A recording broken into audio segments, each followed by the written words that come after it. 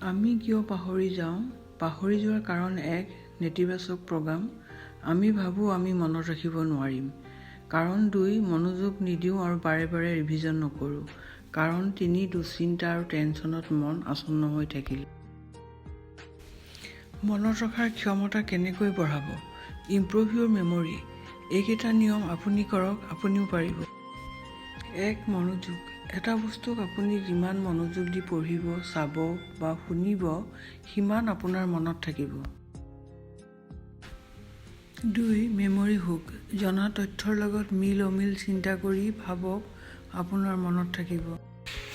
তিনি, পৰ্যাপ্ত টোপনি। ব্যক্তিভেদে দৈনিক 6ৰ পৰা 9 ঘণ্টা টোপনিৰ প্ৰয়োজন।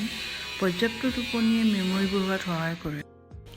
চাৰি, খাদ্য অভ্যাস। স্মৃতিশক্তিৰ ওপৰত বহুত বেছি প্ৰভাৱ পেলায় খাদ্য অভ্যাসে।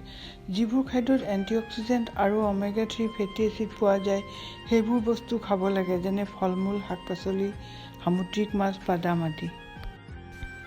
5 নম্বৰ, ব্যায়াম। কোনো বস্তু শিকাৰ 4 ঘণ্টাৰ পিছত ব্যায়াম কৰিলে সেইটো বেছি মনত থাকে।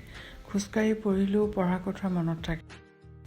প্লিজ লাইক, ছাবস্ক্ৰাইব কৰিব। ভালে থাকক। ধন্যবাদ।